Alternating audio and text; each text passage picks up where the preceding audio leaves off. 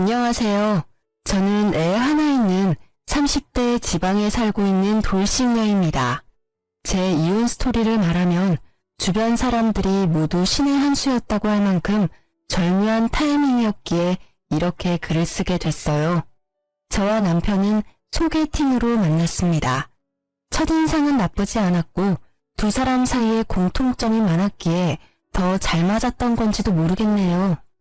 그중 하나가 양가 아버님들이 일찍 돌아가셨다는 거예요. 그래서 서로의 집안을 소개할 때는 마음이 덜 불편했던 것도 사실이었어요. 친정 어머님은 남편이 박봉에 야근이 많은 직업이라는 걸 탐탁지 않게 생각했지만 단 한 가지, 주식을 하지 않는다는 점을 높이 샀습니다. 저희 아버지가 주식으로 다 잃고 건강까지 잃어 일찍 돌아가셨거든요. 그 탓에 일하며 어린 저를 키워야 했던 친정엄마는 주식 투자는 하지 않겠다고 꼭 약속해달라고 했어요. 남편은 그 당시만 해도 주식 같은 건 모르는 터라 걱정하지 말라며 호언장담을 하고 저희는 결혼식을 올렸습니다. 지방이라 집값은 그리 부담스럽지 않아 작은 평수의 아파트를 대출을 껴서 자가로 구입했습니다. 제 집이 있다는 것만으로도 벅찼던 우리는 조금 힘들겠지만 5년 안에 빚을 갚자고 생각하고 있었어요. 이때가 제 결혼 생활 중 가장 기쁘고 행복했던 시절이 아닌가 싶어요. 집에 들어갈 벽지, 바닥재, 싱크대며 인테리어를 고민하면서 즐거운 시간을 보냈죠. 그렇지만 하지 말라고 하면 더 하고 싶은 게 사람 마음인가 봐요. 결혼한 지 얼마 지나지 않아 남편이 가상화폐에 빠지게 됐다는 걸 알게 됐거든요. 집 대출금이 빠져나가야 할 날짜에 집 대출금이 빠져나가지 않았더라고요. 남편 월급이 생활비 통장으로 들어와서는 거의 대부분이 다시 남편 명의의 다른 은행으로 들어갔더라고요. 이상하다 싶어 남편이 퇴근할 때까지 기다렸어요. 자기, 집 대출금이 빠져나가지 않았던데 어떻게 된 거야?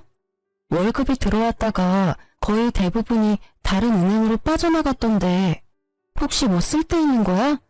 일단 급해서 내 돈으로 넣어두긴 했는데 진짜 무슨 일 있는 건 아니지? 어? 아, 그거? 사실 이번 월급으로 비트코인 샀거든. 요새 다들 하잖아. 직원이 하고 있길래 나도 한번 투자해봤어. 뭐? 자기가 비트코인에 투자를 해? 당신 제대로 알고나 가상화폐 투자하는 거야? 생각보다 위험해. 남들 한다고 따라해서 되는 게 아니라고. 괜찮아. 가상화폐는 넣어두면 무조건 오르게 돼 있어. 이번에 좋은 정보가 들어왔거든. 다음 달 정도쯤에는 거의 20%는 오른다고 하더라고. 그러면 우리 그걸로 여행이나 갈까? 여행? 자기야, 나는 그 돈 필요 없어. 지금 넣은 건 조금 손해보더라도 다 빼. 그냥 우리 돈만 벌어서도 살 만큼은 살아. 지금까지도 괜찮았잖아. 그리고 자기 우리 엄마랑 약속했잖아. 주식 같은 건 안 하기로. 엄밀히 따지면 비트코인이 주식은 아니잖아. 그리고 이 정도는 다들 해. 솔직히 말해서 나 같은 박봉, 우리 같은 서민들이 개미처럼 부지런히 일해봐야 돈 버는 족족 나갈 뿐이잖아. 이런 수단이 아니면 우리는 늙어서도 이렇게 살고 있겠지. 우리 아이와 당신을 위해서도 나는 돈 벌고 싶어. 그리고 나는 그렇게 심하게 하는 편도 아니고. 이제야 말하는 거지만 나 좀 벌기도 했거든. 그러니까 걱정하지 마. 아니, 비트코인도 주식이랑 비슷한 거지. 주식보다 더 위험성이 높은 거 나도 알고 있거든? 그리고 정직하게 돈 버는 건 나쁜 게 아니야. 주식 좋지. 자기가 그만큼 주식을 잘 안다면. 그런데 주식도 아닌 가상화폐야. 전문가들도 위험하다고 하는 걸 굳이 당신이 시작해야겠어? 그리고 중요한 건 주식이냐 비트코인이냐 그게 아니야. 나는 주식이 싫어. 우리 엄마도 싫어하고. 결혼할 때 자기는 약속까지 했고. 제 행동이 과민한 반응이라고 생각했는지 남편의 표정이 나빠지더라고요. 하지만 저는 저대로 필사적이었어요. 물론 용돈벌이는 할 수 있을 거라고 생각해요. 남편이 100만 원, 200만 원 정도였다면 저도 그냥 눈 감아줬을지도 모르지만 이미 한 달의 월급 전체를 거기에 들이붓는다는 건 그 맛을 보고 중독이 시작됐다는 거와 같았거든요. 그렇지만 제 마음을 그 사람은 몰라주더라고요. 자기야, 이러면 우리만 뒤떨어져. 다들 영끌에서 비트코인 하는데 우리만 안 하면 우리만 손해보는 거야. 나처럼 월급 얼마 못 버는 사람도 충분히 대박칠 가능성 있다니까. 정신 차려. 그게 그렇게 쉬운 일이야? 그리고 내가 싫다잖아. 나는 그렇게 돈 버는 거 싫어. 솔직한 말로 10,000원짜리 한 장도 주식에 쓰고 싶지는 않아. 그냥 일한 만큼 돈 벌면 우리도 괜찮게 살 수 있어. 일한 만큼 돈 벌면 나가는 게 반이야. 그리고 우리 애도 태어났는데 애를 위해서라도 더 돈을 벌어야지. 언제까지고 이렇게 소처럼 일만 하면서 남들 눈치 보면서 살아. 가상화폐로 돈 벌어서 떵떵거리며 살아야지. 그렇게 쉽게 돈 벌 생각을 하는 게 문제라는 거야. 정직하게 번 돈은 거짓말을 안 해. 그치만 주식이나 가상화폐는 달라. 모르는 사람들에게는 거의 늪이나 마찬가지라고. 그리고 자기는 몰라. 돈이 사람을 어떻게 집어삼키는지. 우리 친정집에서 있었던 일 내가 이야기해줬잖아. 그걸 듣고도 투자를 하고 싶어? 나하고 장인어른하고는 다르지. 나는 확실한 정보가 있다니까. 그리고 가상화폐는 앞으로 좋아지면 좋아졌지 절대로 떨어지거나 망할 일은 없어. 바보야? 그런 정보가 있으면 너도 나도 다 부자지. 그런 거 다 사기꾼이라고. 자기는 뉴스도 안 봐? 그리고 가상화폐만큼 애매모호한 것도 없어. 전문가들이 바보니? 그 사람들 경고는 안 봐? 나는 지금 코인이 잘 되고 있다고. 그래서 당신한테 말하고 있는 거야. 수익률이 잘 나오니까 월급까지 넣는 거고. 난 잘 되고 못 되고 간에 그냥 당신이 월급을 모조리 코인에 넣는 게 싫은 거라고. 내 말이 이해가 안 돼? 됐어.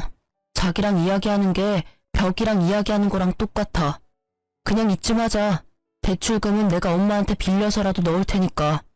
코인이 잘 되는데 시어머니한테 왜 돈을 빌려? 코인 잘 됐다며? 그럼 코인 팔아.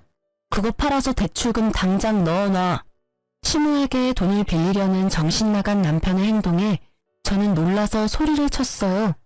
궁시렁거리는 남편은 팔고 싶지 않은지 머뭇거리다가 어디론가 전화를 걸었습니다. 엄마, 난데 돈 좀 빌려줘. 미쳤어 진짜? 저는 얼른 남편 폰을 빼앗아 시무에게 말했습니다. 어머님, 죄송해요. 별일 아니니까 끊으셔도 돼요. 야, 폰 뺏어가면 어떡해. 그리고 지금 흐름 좋아서 당장 못 뺀다고. 그렇다고 어떻게 시어머니한테 돈을 빌려달라고 할 수가 있어. 당신 생각이 있어? 도대체 이게 무슨 소리야? 차분히 이야기 좀 해봐라. 왜 돈을 빌려달라는 거야? 결국 시무의 물음에 저는 남편이 벌인 일을 이야기할 수밖에 없었어요. 시무가 남편을 말려줄 수도 있다는 생각을 잠시 했거든요. 물론 제가 잘못 생각한 거였지만 남자라면 주식도 할 수 있지. 안 그래? 다 제 가족을 위해서 하는 일이지 않니?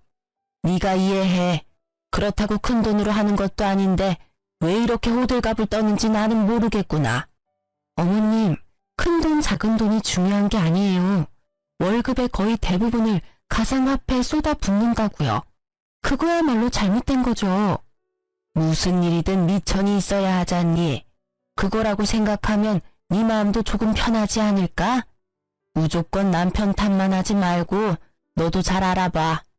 어머님, 주식은 절대 안 된다고 저희 엄마랑 이이랑 철석같이 약속했어요. 그런데 이렇게 주식에 손을 대다뇨. 그래서 애까지 낳았는데 이런 일로 이혼하게? 내가 언젠가 한 번은 말하려고 했는데 사돈도 그렇고 너도 그렇고 둘 다 그렇게 융통성이 없어서 어떡하니? 결혼 전에도 난리더니 아주 남편을 잡겠다 잡겠어. 그리고 네 남편이 바보도 아니고 주식으로 큰 돈 날릴 사람처럼 보이니? 작은 돈으로 용돈벌이나 하려는 거겠지. 저는 그 말에 어이가 없었지만 일단 잠자코 들었어요. 우리 부부의 일에 시모까지 끼이면 일이 커질 것 같았거든요. 제가 받지 않겠다고 하는데도 시모는 결국 남편의 계좌로 돈을 붙여주겠다고 하고 전화를 끊었습니다. 결국 시모의 돈을 빌릴 수 있게 된 남편은 싱글벙글이었어요. 저놈의 머리털을 쥐어 뜯어서라도 코인을 말리고 싶었던 저는 친정엄마를 구원투수로 부르기로 했어요. 엄마, 김서방이 비트코인 투자한대. 어떻게 좀 알려봐봐. 내가 아무리 이야기해도 CR도 안 먹혀.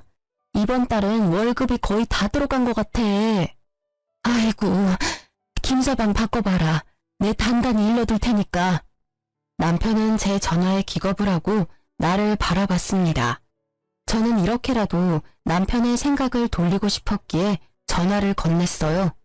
결국 받지 않으려던 남편이 마지못해 전화를 받았죠. 장모님. 애엄마가 너무 호들갑 떠는 거예요. 진짜 별거 아니고 돈도 많이 안 들어갔어요. 그리고 주식 아니고 가상화폐라는 건데. 구구절절 핑계를 대려는 남편의 말을 친정엄마가 가로막았어요. 김서방, 주식은 절대로 시작하면 안 돼. 다른 사람들은 몰라도 내 사위인 자네만은 절대로 하면 안 되는 거야. 자네가 내 딸을 사랑한다면 더더욱 하지 말아야지. 딸애가 주식으로 아빠를 잃고 얼마나 힘들어했는데 월급을 다 넣는 건 투자가 아니라 도박일세. 그러니 제발 그만하게. 그렇지만 지금 수익률도 엄청 잘 나오고 있고 잘 성공하면 저희도 한 방에 크게 벌 수 있는 그런. 그만. 자네 이런 모습이 무서운 거야. 한 방에 크게 벌어? 그렇다면 한 방에 크게 잃는 일도 있다는 걸 알아야지. 그래도 지금 알았으니 다행이지. 수익률이 좋다니 지금 당장 돈 넣은 거 다 빼게. 그리고 다시는 투자할 생각하지도 말고. 예, 장모님, 알겠습니다. 그래도 장모님에 대한 존중이 있었는지 그만두겠다 대답은 잘하더군요. 하지만 전화를 끊자 남편은 제게 도리어 화를 냈습니다. 그런 말을 왜 장모님한테 한 거야? 장모님이 날 뭘로 알겠어? 약속이나 깨는 놈으로 생각할 거 아니야? 그럼 아냐? 지금 약속이나 깨는 사람이 됐잖아. 월급을 어떻게 다 비트코인에 투자를 해? 나 육휴 중이라 월급도 반으로 줄었어. 이 와중에 생활비까지 줄어들면 쌀밥만 먹고 살래? 우리 애를 좀 봐. 잘 먹고 잘 놀아야 할 이 시기에 돈 없어서 굶으면 보기 좋니? 왜 또 그렇게 이야기를 해? 어차피 이유식 기간 동안에 너 그리 많이 먹는 것도 아니구만. 이제 1살도 안 된 애가 뭘 안다고 이것저것 다 해주려고 해. 지금 좀 부족하게 살아도 좀 있으면 돈 더 벌 수 있다니까? 말이 안 통하네. 돈을 더 벌지 더 잃을지 어떻게 알아? 네가 신이니? 뭐라도 돼? 됐고, 이렇게 돈 벌어서 쓸데없는 일에 쓸 거면 내가 복귀해서 돈 벌게. 자기는 육아휴직 쓰고 집에서 애나 봐. 육아휴직 쓰면 월급 팍 줄거든? 월급 줄라고 그러는 거야. 내가 돈 벌면 내가 알아서 생활비 꾸리면 되는데 자기가 돈 벌면 생활비는커녕 대출금까지 비트코인에 다 투자할 것 같으니까. 그리고 내가 생활비 관리할 거니까 자기 육아휴직 급여 통장은 우리 생활비 통장으로 들어오게 해줘. 지금처럼 그냥 생활비만 넣을게. 대신 나머지 돈으로 나도 쓸 수 있게 해줘야지. 이렇게 막는 게 말이 돼? 누가 뭘 막아? 생활비 통장으로 사고 싶은 거 사. 대신 현금 출금이나 송금은 안 돼. 그런 내역 있으면 당장 생활비 통장도 못 쓰게 막아버릴 거니까. 대출금 갚아야지. 그거 못 갚으면 우리 큰일 나. 결국 남편은 육아휴직을 쓰기로 하고 생활비 통장을 제가 관리하게 됐어요. 한동안은 육아로 바빠서 그런지 아니면 반성을 한 건지 비트코인에 대한 이야기는 하지 않더라고요. 생활비 통장도 깨끗하고요. 그래서 마음을 놓았는데 여전히 불안하기는 했어요. 재벌에 난 못 준다고 한 번 돈에 맛을 들인 남편님이 다시 코인을 찾을까봐 매의 눈으로 남편을 지켜봐야 했어요. 그렇게 시간이 지나면서 점점 남편이 정신을 차렸다고 생각하고 있었어요. 그렇지만 평화로움은 그리 오래가지 못했어요. 3달 정도 뒤부터 남편은 경조사비를 자주 요구하기 시작했어요. 처음에는 친구 결혼식, 그 다음은 돌잔치, 장례식 등등 갑자기 밀어닥치듯 경조사가 줄줄이 있더라고요. 경조사비야 저희도 다 돌려받을 거라는 생각이 있었기에 아낌없이 내어주었는데 이게 여러 건이 되니까 약간 쎄한 기분이 들더라고요. 그러던 중 시모에게 전화가 왔어요. 예, 오늘 내가 다른 사람이랑 부딪혀서 그 사람 스마트폰을 망가뜨리게 했지 뭐니. 내가 목돈이 없어서 그러는데 돈 좀 빌려주면 안 되겠니? 물어보니까 신형폰이라서 300만 원 정도 한다는데. 네? 무슨 폰이 그렇게 비싸요? 혹시 사기꾼 뭐 이런 건 아니에요? 어떻게 하다가 떨어진 건데요? 아니야. 폰만 떨어뜨린 게 아니라 상대방도 넘어져서 좀 다쳐서 병원도 가야 한대. 그래서 돈을 많이 부르네. 좀 해주면 안 되니? 내가 나중에 갚아줄게. 저는 시모의 말에 뭔가 의심스러웠지만 대놓고 의심할 수도 없어 일단 돈을 먼저 붙여주었어요. 이상한 마음이 들었지만 시모가 다친 게 아니라면 다행이라는 생각도 들었고요. 그리고 그날 저녁 남편이 애를 씻기러 들어가고 저는 식탁에 앉아서 밥을 먹으려는데 남편 폰이 울리더라고요. 대출금 상환 문자가 왔는데 발신인 번호가 제가 아는 은행 번호가 아니더라고요. 우리 집 대출금이 나가는 금융기관이 아니라 제2금융권이었어요. 처음에는 이게 무슨 대출금인지 몰라서 했는데 곧 그 문자에 제 머릿속이 분노로 가득 찼어요. 몰래 받은 대출금. 그 대출금이 생활비 통장으로 들어오지 않았다는 건 저 몰래 대출을 받아서 가상화폐를 한 것이 틀림없어 보였거든요. 저는 분노로 머리가 터질 것 같은 기분으로 욕실 문을 두드리며 남편을 불러냈어요. 야, 당장 나와봐. 갑자기 또 왜 이래? 야라니. 집에서 애 보느라 고생하는 남편한테 야가 뭐야? 그리고 애가 놀라 당신 목소리에. 됐고, 이 문자 뭔데? 대출금 상환 문자. 이게 뭐야? 내가 모르는 제2금융권인데 이 돈 어디로 갔어? 생활비 통장에 안 들어왔는데 이거 뭐 하는데 빌린 돈인데. 뭐? 이거 그게. 남편은 눈에 띄게 당황하더라고요. 그럴 수밖에 없겠죠. 서툴게도 제가 그 문자를 볼 수 있다는 생각조차 못한 것처럼 보였으니까요. 돈 어디다가 썼어? 바른대로 말해라. 거짓말하면 나 진짜 당신 금융기록 다 뒤져서라도 찾아낼 거야. 그때는 이렇게 안 넘어갈 테니까. 설마 또 코인은 아니지? 추궁하는 제 말에 남편의 눈이 제 얼굴을 피하더군요. 딱 보니 감이 왔어요. 가상화폐에 또 넣었구나 싶었죠.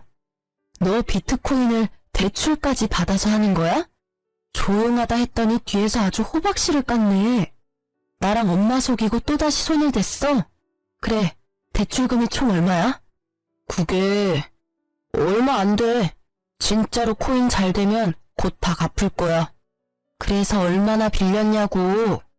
5천만 원 정도. 신용대출이랑 차 담보 대출이랑. 뭐? 5천? 미쳐도 아주 단단히 미쳤어. 코인이라는 도박에 완전히 맛이 갔네. 말해봐. 비트코인 망했지? 네가 코인이 잘 됐으면 돈을 빌릴 턱이 없어. 뭐가 지금 안 풀리니까 돈을 빌렸을 거 아니야. 아니야. 처음에는 수익률이 좋았는데 요새 좀 나빠지고. 근데 그게 원래 나빴다 좋았다 하는 거라 좀 놔두면 또 오를 거야. 그게 오를지 안 오를지 자기가 어떻게 아는데. 수익이 안 오르면 거기서 멈추면 될 일이지. 왜 돈을 빌려서까지 코인을 해? 내가 이 상황을 이해 못하는 내가 이상한 놈이야? 아니면 이 상황에도 돈을 빌리는 네가 이상한 놈이야, 어? 대답 좀 해봐. 자기야, 제발 진정해. 이거 이번에는 진짜 확실한 정보라서 절대 오를 거야. 이번에 수익률이 진짜 대단하다더라고.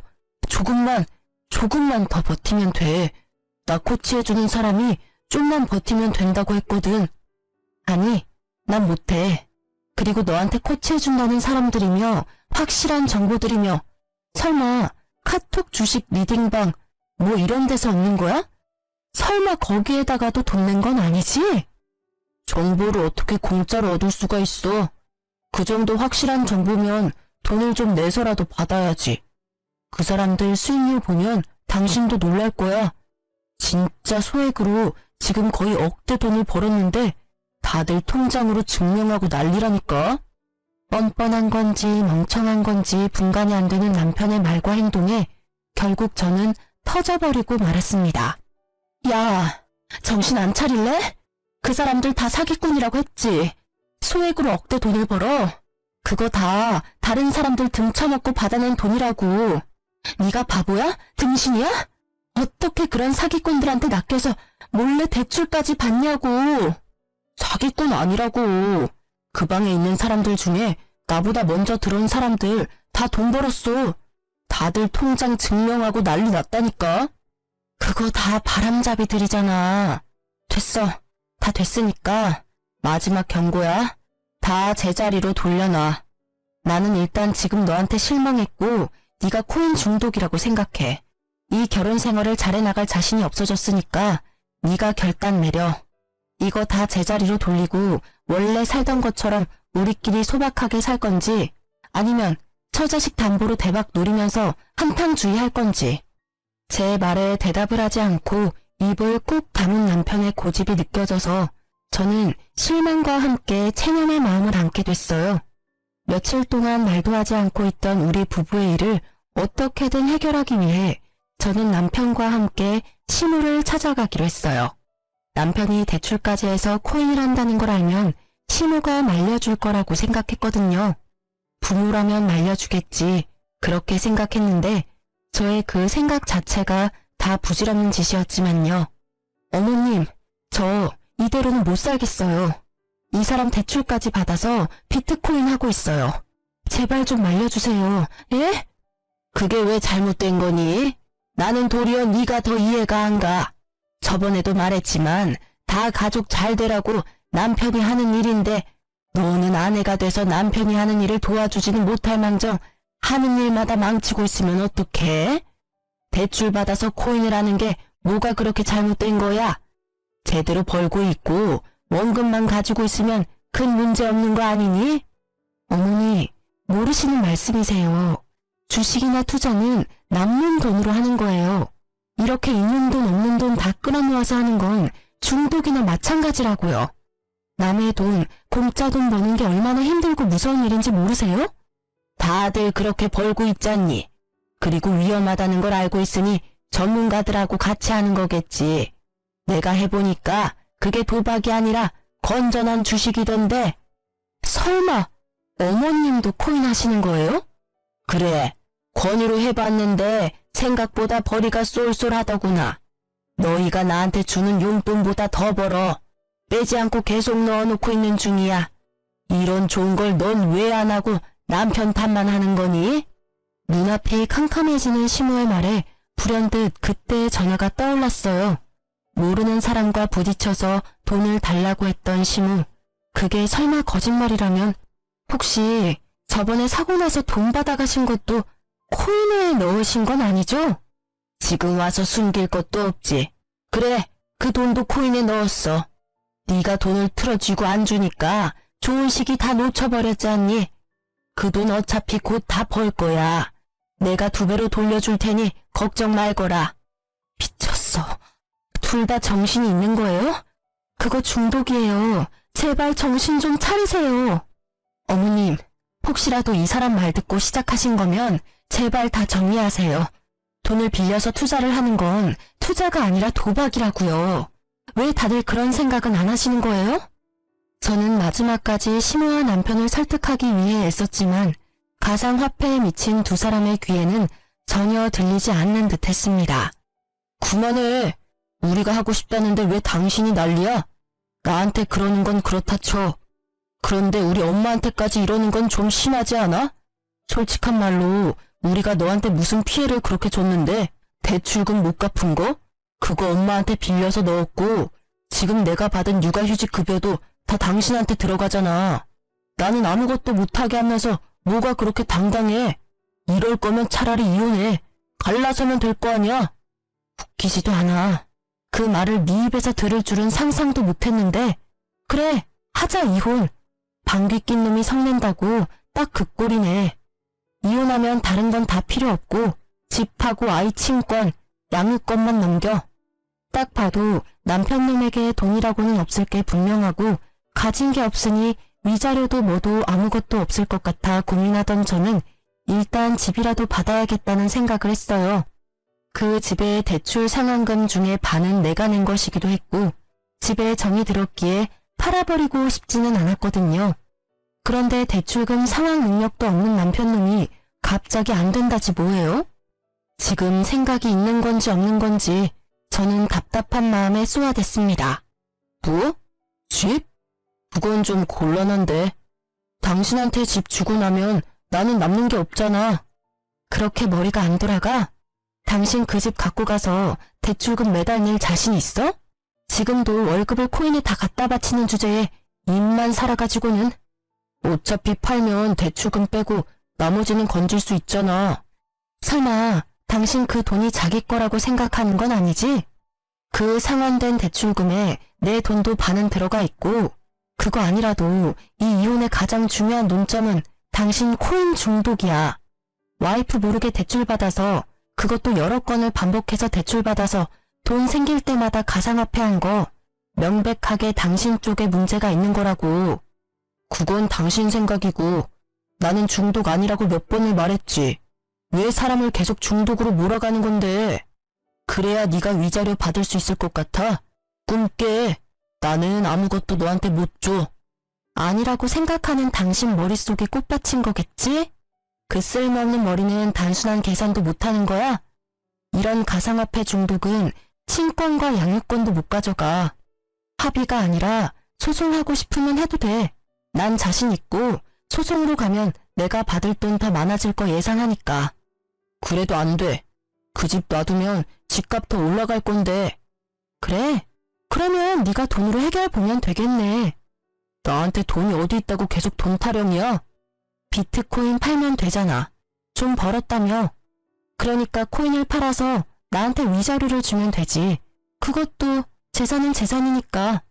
그건 절대 안 된다고 말했다. 놔뒀다가 가격 지금보다 더 올라가면 팔 거야. 그러면 무슨 돈으로 나한테 위자료 줄 건데? 퇴직금이라도 중간 정산할 거야? 퇴직금 이야기에 신호가 갑자기 우리 이야기에 끼어들었습니다. 예, 집은 언제 팔릴지 몰라. 그리고 집값은 어떻게 될지도 모르고. 팔아봐야 은행 대출 다시 돌려주고 나면 얼마 안 될 건데 그냥 집 줘버리고 합의 이혼해. 그게 속 편하겠다.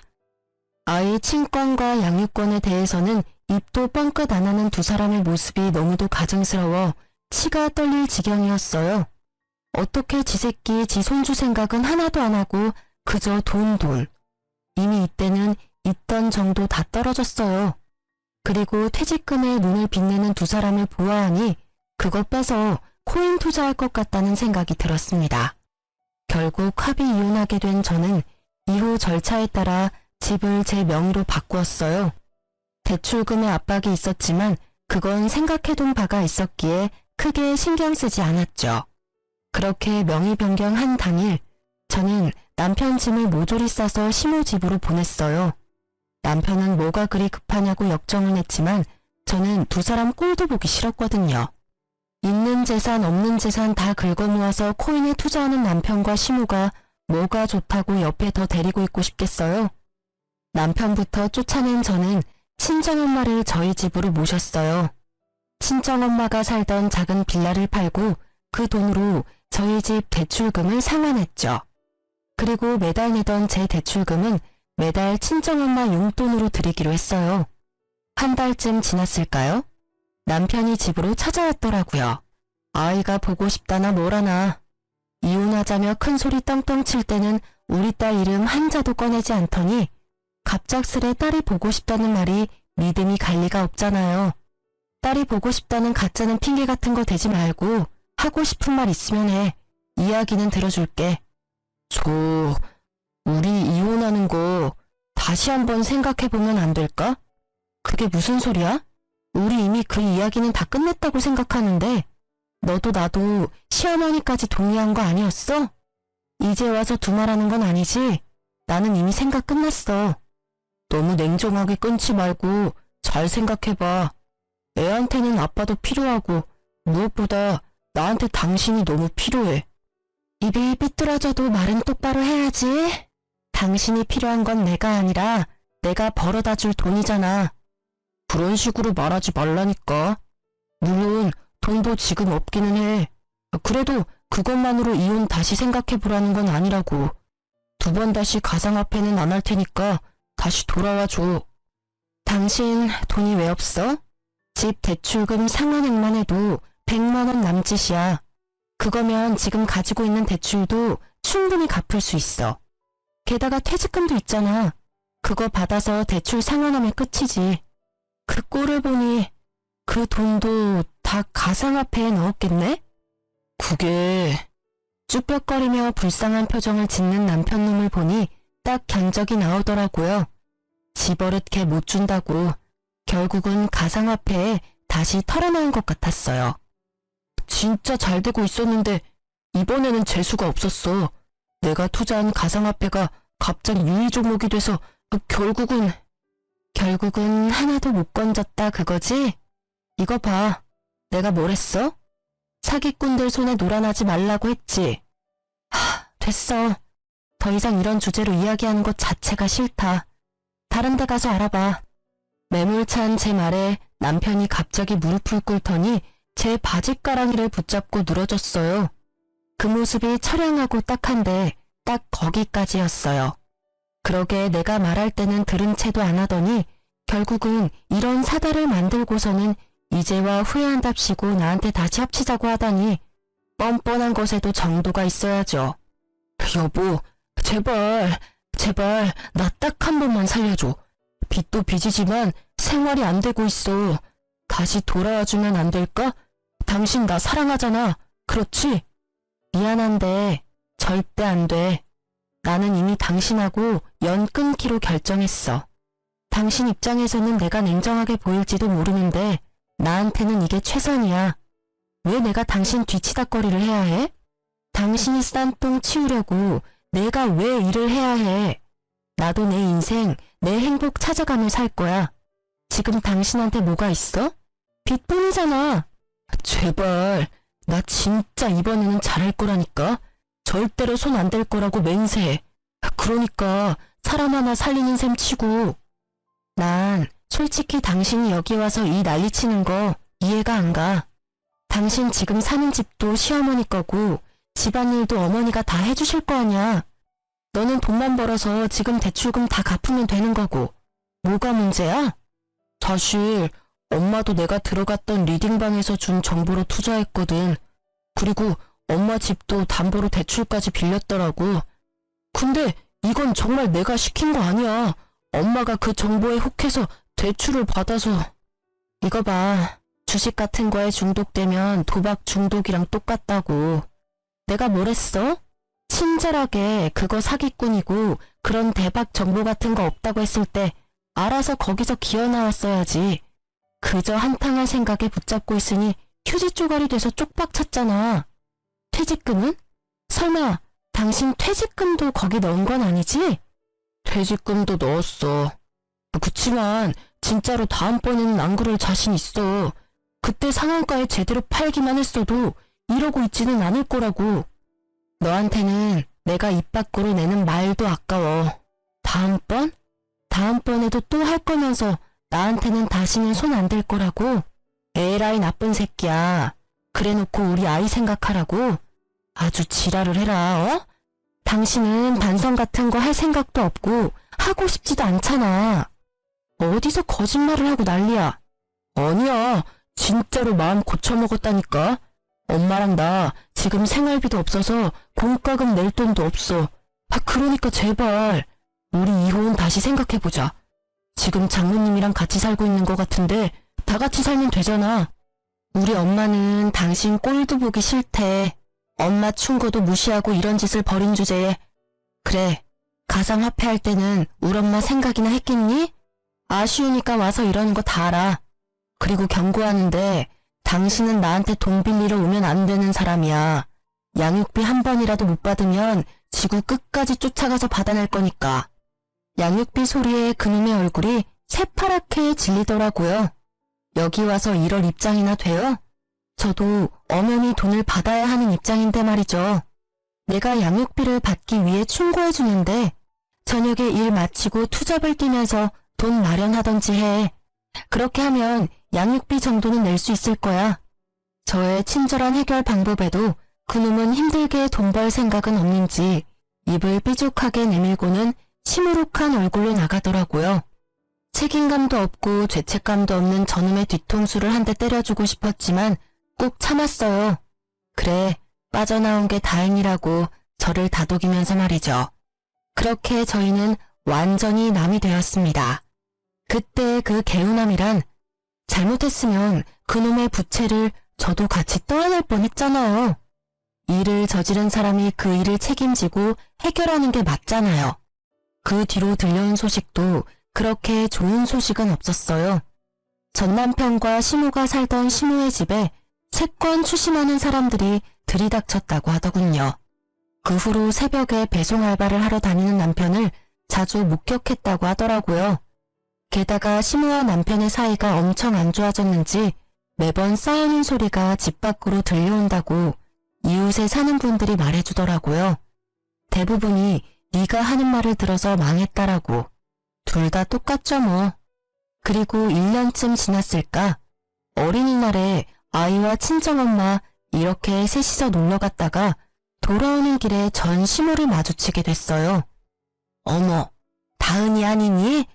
할머니야. 잘 지냈어? 많이 컸구나. 아는 척하며 딸아이에게 다가오자 딸이 무서운지 친정엄마 뒤로 숨어버리더라고요. 저희 엄마도 그런 아이를 보호하듯 뒤로 보냈어요. 전 시모의 몰골은 예전과 너무 달랐어요. 항상 멋쟁이처럼 꾸미고 다니던 옷이며 머리며 전부 어딜 갔는지 지금은 완전히 시골 할머니가 다 됐더라고요. 안녕하세요. 잘 지내셨어요? 잘 지냈겠니? 네가 남편 버리고 가는 바람에 나도 낙동강 오리알 신세 됐지 않니? 이 나이에 일하고 다니는 노인이 어디 있어? 너 재결합하자고 찾아간 남편 무시했다며. 그러는 거 아니다. 걔도 엄연히 다은이 아빠야. 어떻게 생겨먹은 애가 아빠한테서 애를 떼어놔? 냉정하기도 하지. 그런 엄마 밑에서 글 내 손주가 걱정이 돼서 요새는 밤에 잠도 안 온단다. 네, 전 냉정해요. 그런데 말은 똑바로 하셔야죠. 제가 남편을 버린 게 아니라 남편이 저를 버린 거죠. 먼저 이혼 이야기 꺼낸 건 그 사람이니까요. 그리고 어느 엄마가 주식에 중독된 아빠를 네 아빠라고 당당하게 보여줄 수 있겠어요? 혹시라도 나중에 우리 다은이가 아빠처럼 주식에 빠지지 않는다는 보장은 없잖아요. 제가 할 수 있는 건 그런 나쁜 사람들에게서 애를 떼어놓는 거예요. 그 1순위가 다은이 아빠랑 다은이 할머님이시죠. 아빠면 아빠답게, 할머니면 할머니답게 지냈으면 이럴 일도 없었을 텐데 제가 그렇게 하지 말라고 했는데 사기꾼한테 놀아나서는 나쁜 사람들? 너 지금 날 나쁜 사람이라고 한 거니? 세상에 어느 며느리가 시어머니를 그렇게 불러? 그것도 손녀 보는 앞에서. 아니라고 말 못하시잖아요. 똑같이 사기꾼한테 놀아나셨으니까. 그 사람이 사기꾼은 아니었어. 우리가 타이밍을 못 맞춘 거지. 예, 그러지 말고 사실 우리도 이미 가상화폐는 다 접었어. 그러니까 애 아빠랑 다시 잘해볼 생각 없니? 애한테도 아빠가 필요하지 않니? 글쎄, 나쁜 아빠는 필요 없다니까요. 재결합 같은 거 생각도 해본 적 없어요. 그러니까 그런 말씀 하지 마세요. 그리고 가상화폐 다 접었다는 말 저는 안 믿어요. 그게 얼마나 끊기 힘든 중독인지 누구보다 제가 더 잘 알거든요. 그래서 처음에 그 사람한테 시작하지도 말라고 한 거고요. 제 말에 전시무는 쌍심지를 켜고 저를 쳐다보더라고요. 뭐 어쩌겠어요. 싫은 것도 사실이고 두 사람이 아직 가상화폐를 하는 것도 사실일 테니. 그게 아니었으면 제 말에 반박하셨겠지만 아무 말도 못하고 쳐다만 보고 있었거든요. 그래도 이렇게 마주친 것도 인연인데 저희가 집까지는 모셔다 드릴게요. 집은 이제 여기 없어. 집 옮겼다. 집이 경매에 넘어가서 결국 원룸에 월세 주고 들어가서 지내고 있어. 망할 놈의 새끼. 왜 나한테 가상화폐 같은 걸 알려줘서는 이런 꼴을 보게 만들어? 아들이 아니라 왼수지. 나는 정말로 조금만 할 생각이었는데 무조건 뜬다고 돈 박박 긁어 넣으라고 해서 집 담보 대출만 아니었으면 그래도 괜찮았을 텐데 나쁜 놈. 시모는 결국 화가 치밀어 오른 건지 전 남편의 욕을 마구 해댔어요. 그렇겠죠. 아들이 권해서 시작했고 아들 때문에 망했으니 욕할 곳이라고는 거기밖에 없을 거예요. 그런데 어차피 선택은 자기가 한 거 아닌가요? 자기도 크게 벌고 싶어서 선택했으면서 누굴 탓하는 건지. 그걸 보고 있던 저희 친정엄마가 보다 못해 한마디 하시더라고요. 아들 욕할 거 뭐 있어요? 내가 보기엔 둘 다 똑같은 망종이구만. 자식이 잘못된 길로 가면 말릴 생각을 해야지. 부모가 돼서는 같이 나란히 잘못된 길로 가면 어떡해요? 나랑 내 딸한테 융통성 없네 뭐네 말할 때는 이런 결과는 생각도 안 했죠. 그리고 그 집 아들이랑 우리 딸은 인연 끊었으니까 재수없게 두 번 다시 재결합이니 뭐니 말도 꺼내지 마요. 제 딸 신세 망치게 할 일 있어요? 내 눈에 흙이 들어가도 재결합이니 뭐니 절대 없어요. 그러니까 가던 길 가시오. 친정엄마의 말에 얼굴이 시뻘겋게 달아오른 전시무가 결국 도망치듯 자리를 떠나더라고요. 그 뒷모습이 참 딱하면서도 시원했어요. 우리 엄마랑 저 욕할 때는 진짜 한 대 치고 싶었는데 엄마가 이렇게 속 시원하게 말로 때려줘서 속이 좀 풀렸거든요. 나중에 알고 보니 엄마도 화가 나서 내뱉긴 했지만 속이 시원하다고 저한테 웃으면서 말하더라고요. 전시무는 전 남편이 저한테 돈을 빌리러 왔다는 걸 알고 있었을까요? 알았다면 저한테 재결합이니 뭐니 그런 말 못했겠죠. 그리고 한편으로는 너무 무섭더라고요. 만약 제가 이혼을 하지 않았다면 그 꼴을 다 당하면서 후회하며 살았겠죠. 그 뒤로 전 남편과 전 시모를 본 적은 없었어요. 저는 이혼하면 제가 힘들게 살 수도 있을 거라고 생각했는데 이혼 전보다는 더 잘 살고 있어요. 친정 엄마한테 애기 맡기고 일하는 것도 이제는 더 편하고요. 덕분인지 승진도 하고 솔직히 지금 돈에 쪼들리지는 않아요. 그럼에도 내 아이를 위한 양육비는 꼬박꼬박 받아내고 있어요. 내 아이 앞길에 조금이라도 도움이 된다면 꼭 받아내는 게 맞는 일이죠. 전 남편이 보내는 양육비는 매달 들쭉날쭉이지만 일단 보내고 있다는 것만으로도 다행으로 생각해요. 그나마 완전 탕진은 아닌 모양이라고 생각하며 한시름 놓죠. 제가 이혼 과정 중에 가장 잘한 일은 대출금을 떠안고 집을 받아온 거라고 생각해요. 처음에는 돈을 받아오지 않아서 큰일이라도 생기면 어쩌나 싶었는데 집값도 조금 올랐고 친정엄마 덕분에 대출금도 사라져서 실보단 득이 더 많거든요. 인생의 타이밍이라는 게 얼마나 중요한지 이번에 이혼을 하면서 깨달았어요. 전 시모와 전 남편의 망한 꼴을 보니 제가 그때 빨리 탈출한 것이 신의 한 수였다는 걸 알게 됐거든요. 만약 조금이라도 늦었다면 저까지 그 빚더미에서 벗어나지 못했을지도 몰라요. 사연글을 쓰다 보니 정말 절체절명의 순간이었다는 걸 다시 한번 실감하게 되네요. 이렇게 긴 글을 읽어주셔서 감사합니다.